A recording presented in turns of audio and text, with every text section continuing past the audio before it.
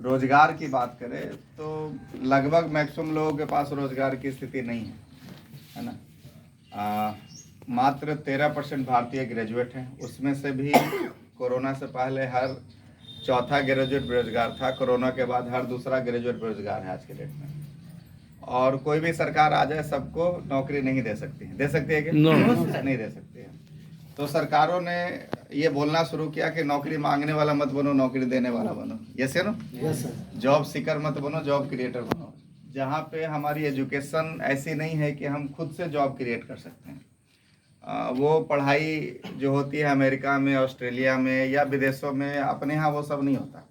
अपने यहाँ तो हम लोग क्या पढ़े, बाबर पढ़े, अकबर पढ़े, प्रोटोजुआ पढ़े, अमीबा पढ़े, विश्वतीय रेखा पढ़े, दीक्षांश रेखा पढ़े, और कुछ पढ़े होंगे, यही सब पढ़े होंगे, राजा रानी कहानी पढ़े।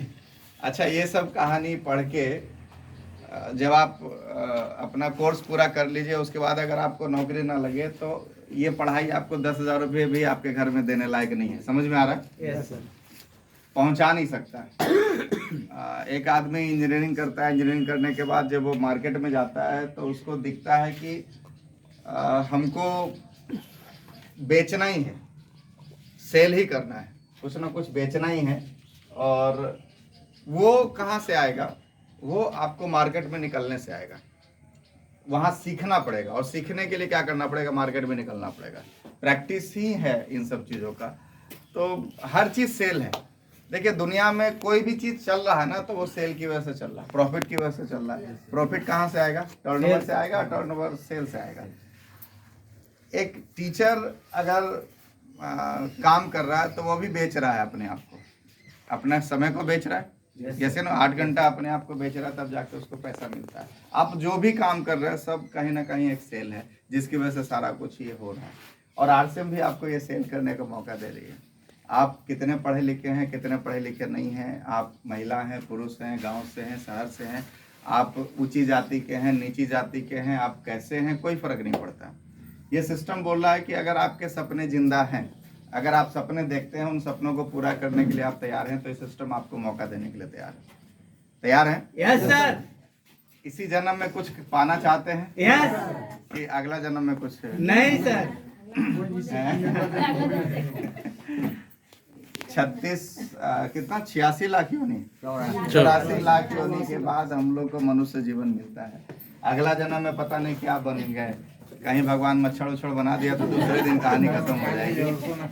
3 दिन की जिंदगी मिलेगी, और 3 दिन में भी गलत हाथ में एक आगो पड़ गए तो एक के दिन में कहानी खत्म हो जाएगा। ये सुनो, कहीं जो कुक बन गए तो किसी के पैर के नीचे गए तो कहानी खत्म हो जाएगी। तो मानव है, इसका मतलब हम सर्वश्रेष्ठ है। जैसे ना ये सृष्टि का रचना हुआ तो सबसे सर्वश्रेष्ठ प्राणी हम लोग को माना गया, मानव को। हम सब लोग मानव हैं। Yes sir. हमारी जिंदगी का मकसद क्या है बताइए? क्या मकसद? मनुष्य एक सामाजिक प्राणी होता है। पढ़ा है आपने, सुना है आपने? ये सुनो, मनुष्य का ही समाज होता है, मनुष्य के अलावा किसी चीज का समाज नहीं होता। हम लोग पढ़ाई लिखाई करते हैं, पढ़ लिख के कमाने का जो भी हमको मौका मिले, चाहे नौकरी हो, बिजनेस हो, हम लोग कमाते हैं। क्यों कमाते हैं? हमने पढ़ाई किया, हमने कमाई शुरू की, और क्यों कमाए? पढ़ लिख के कमाए, और कमा के अपना और अपने परिवार का पेट पालना, ये हमारा मकसद है। राइट? यस। हम हमारी वाइफ को अच्छा जिंदगी दे पाए, हम अपने बच्चों को अच्छी जिंदगी दे पाए।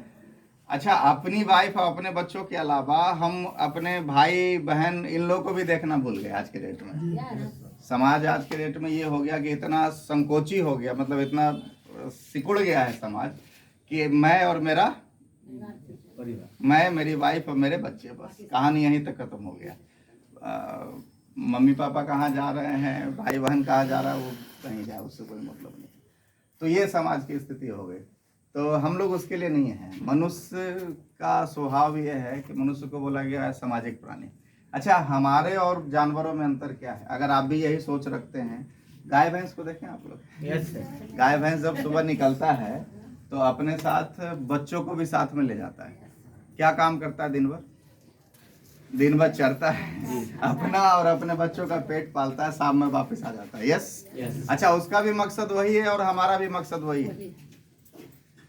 तो ऊपर वाला हमको 4 पैरों के जगह पे 2 पैरों के जगह पे अगर 4 पैरों पे भी लाता तो क्या गुनाह कर देता है? हाँ? विवेकशीलता क्या सर? विवेकशीलता रेशनैलिटी जो है मानव को पशु से अलग करता है। पशु से तो अलग करता है, लेकिन पशु वाली सोच हम अभी भी रखे हुए हैं। जी हाँ। हमारा भाव तो वही है ना, जिंदगी का मकसद तो वही है ना। मनुष्य वाला कहाँ है?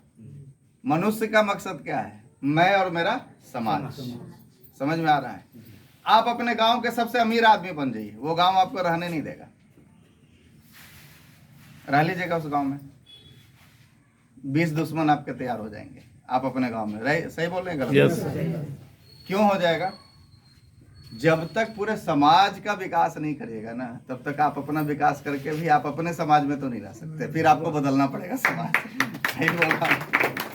और ये आरसीएम हमें मौका दे रहा है कि हम सिर्फ अपना विकास नहीं करें, हम अपने साथ अपने पूरे समाज का विकास कर सकते हैं। यहाँ पे आपकी इनकम सिर्फ आपकी नहीं रहती है। आपकी इनकम आने का मतलब है कि आप पूरे समाज में इनकम पहुंचाएंगे, तब आपके पास इनकम आएगी। यस या नो?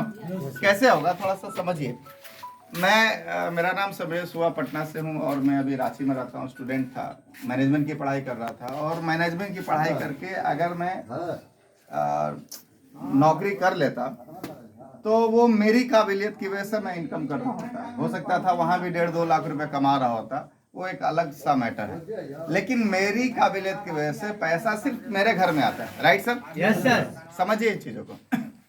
मेरी काबिलियत की वजह से पैसा सिर्फ मेरे घर में आता है, लेकिन आरसीएम हमें मौका दिया कि मैं इस सिस्टम में काम करना शुरू किया, और आज मेरी काबिलियत की वजह से, मतलब मेरी टीम की काबिलियत की, यहाँ पे अपनी काबिलियत काम नहीं करती, यहाँ पूरा का पूरा टीम का काबिलियत काम करता है। मैं वजह बना कई लोगों के घरों में इनकम पहुंचाने का।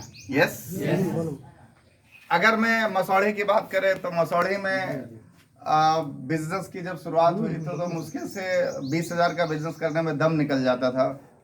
एक पूरे महीने में बड़ा मुश्किल से 20,000 का बिजनेस होता था, और मैं आपको बताऊं कि अभी वही बिजनेस 10 लाख के आसपास आ गया मिनिमम। यस अब 10 लाख का पैसा मसौढ़ी में ही बटेगा, मसौढ़ी के लोगों में ही बटेगा। ये सबसे इम्पोर्टेंट पार्ट है।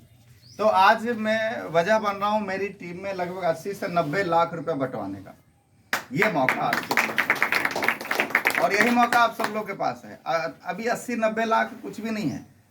यहाँ पे बैठे ऐसे लोग भी होंगे सर जो 5 साल 10 साल बाद बोलेंगे कि आज मेरी टीम में 80 करोड़ और 90 करोड़ रुपए बटा इस महीने।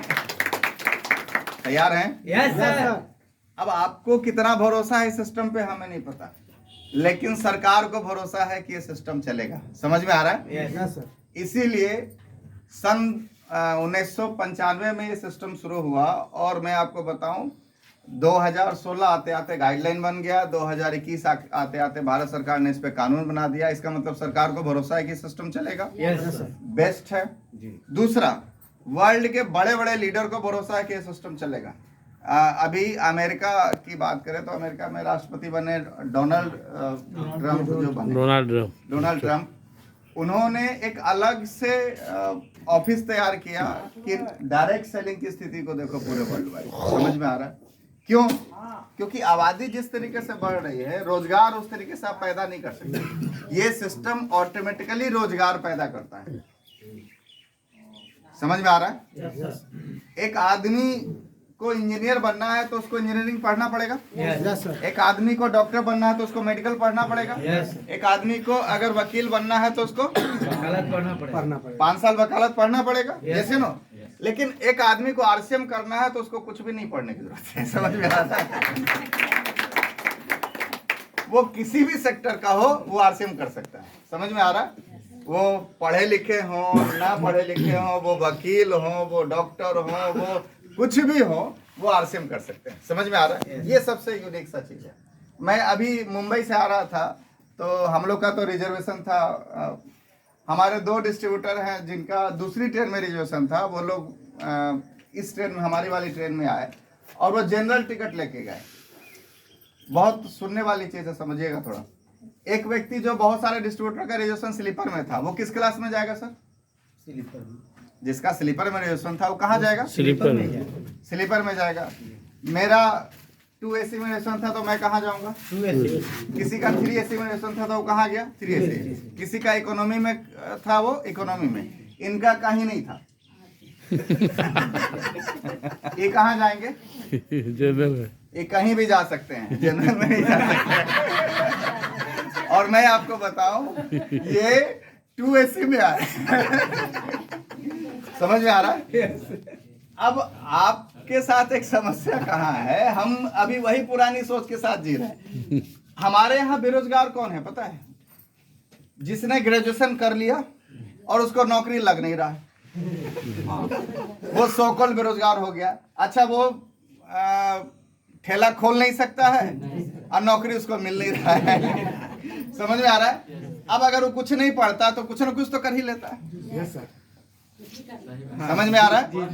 अब वो बेरोजगार इसलिए है क्योंकि उसके ऊपर एक ठप्पा लग गया कि तू ग्रेजुएट है बेटा, तू बाकी कुछ नहीं कर सकता, तू नौकरी करने के लिए पैदा हुआ है। समझ में आ रहा है?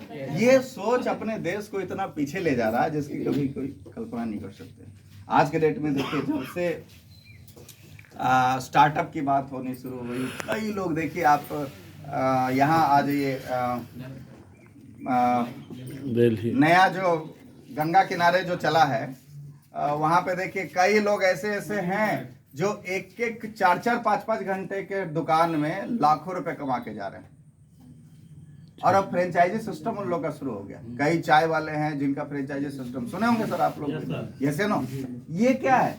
वो खुद सिर्फ अपना रोजगार नहीं क्रिएट किया, अपने साथ कई लोगों को उसने रोजगार दिया। जैसे ना बहुत सारे मौके हैं। आप उस देश में जी रहे हैं जहां पे काम की कोई कमी नहीं है, लेकिन कामचोर लोग ही वो भरे पड़े हैं। काम की कमी नहीं है, काम करने वालों की बहुत कमी। तो चलिए हम सीधे अपने मुद्दे पे आते हैं, अपने पॉइंट पे आते हैं। क्या हम सही जगह पे हैं? क्या हम कर रहे हैं? क्या तो